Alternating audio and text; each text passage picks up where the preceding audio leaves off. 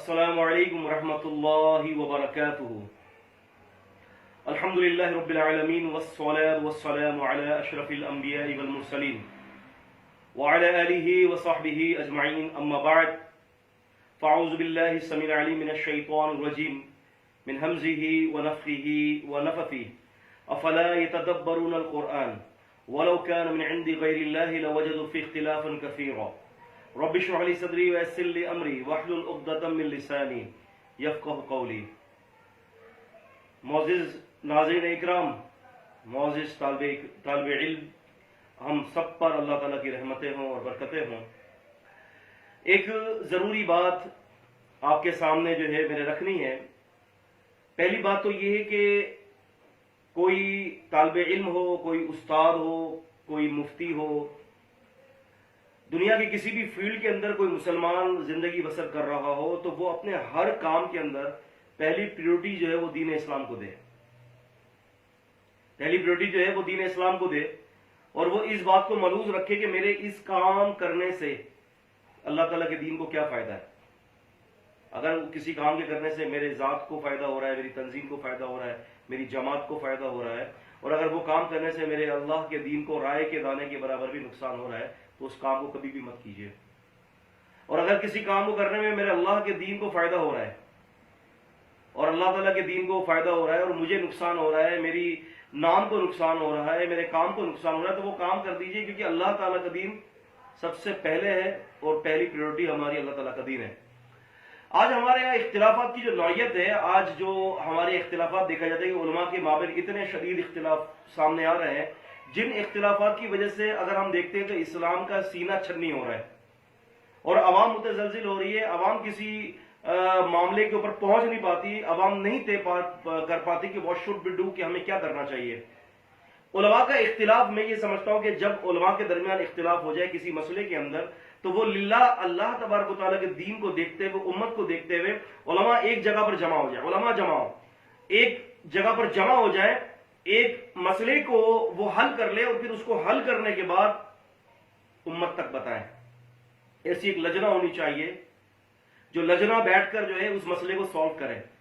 علماء کے درمیان جو ڈیبیٹس ہوتی ہیں تو اس سے غیر فائدہ لے جاتے ہیں۔ میں یہ سمجھتا ہوں کہ مجھے بڑا فائدہ ہو رہا ہے، لیکن میں یہ سمجھتا ہوں کہ علماء کے درمیان جو ڈیبیٹس ہوتی ہیں تو وہ غیر بڑا فائدہ اٹھا لیتے ہیں اس سے۔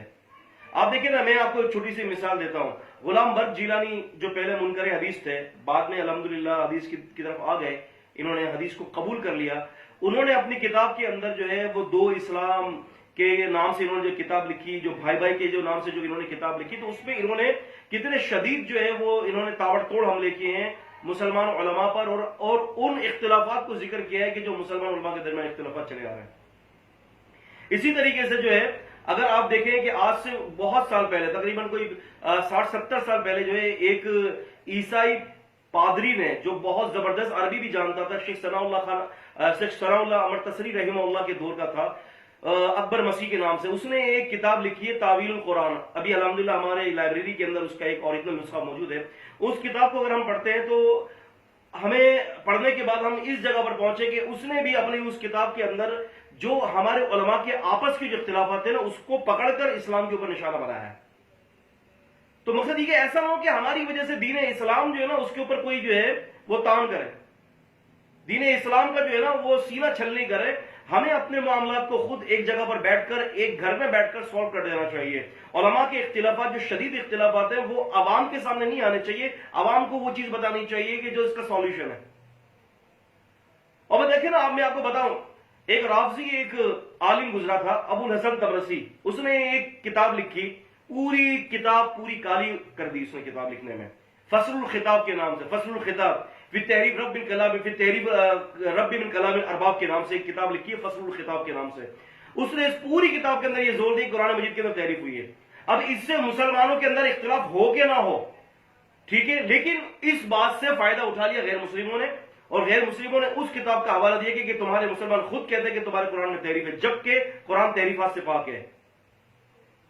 تو ہمارے باہمی معاملات، جب کچھ ہماری تالیفات ایسی ہیں، کچھ ہماری تحریرات ایسی ہیں کہ ہمیں اس کو لکھنے سے پہلے دیکھنا چاہیے کہ دین اسلام کو کتنا فائدہ ہو رہا ہے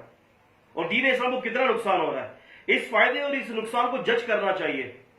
تو لہٰذا میں یہ پیغام دینا چاہتا ہوں کہ کسی بھی قسم کی کوئی ایسا کام کرنے سے پہلے ہمیں سب سے پہلے اس بات کو ملحوظ سے خاطر رکھنا چاہیے کہ اللہ تبارک و تعالیٰ کا دین جو ہے وہ نقصان میں نہ جائے اور مسلمانوں کا جو شیرازہ ہے وہ نہ بکھرے. آج تو مسلمانوں کا شیرازہ بکھرتا ہی چلا جا رہا ہے، بکھرتا ہی چلا جا رہا ہے، بکھرتا ہی چلا جا رہا ہے. آج جہاں دیکھیں ایک مسلمان دوسرے کا دشمن ہے، اور پھر الزام منکر حدیث حدیثوں پر ڈالتے ہیں. حدیث کو ماننے والے اختلاف کر رہے ہیں تو الزام حدیثوں پر آتا ہے، جبکہ اللہ کے رسول صلی اللہ علیہ وسلم نے اختلاف کو حرام، اختلاف اور جو ہے بڑی مذمت کی آپ صلی اللہ علیہ وسلم نے کہ اختلاف مت کرو تم آپس میں. آپ نے فرقہ بندی سے جو ہے بڑی مذمت کی آپ صلی اللہ علیہ وسلم نے، لیکن کیا کہ اللہ کے رسول صلی اللہ علیہ وسلم کے اوپر ذمہ لگا دیتے ہیں، اللہ کے نبی صلی اللہ علیہ وسلم کے اس حدیث کا استحضاء کرتے ہیں. میں عوام الناس سے یہ اپیل کرتا ہوں کہ پلیز ایسا کوئی موقع مت دیں. میں تمام لوگوں کو یہ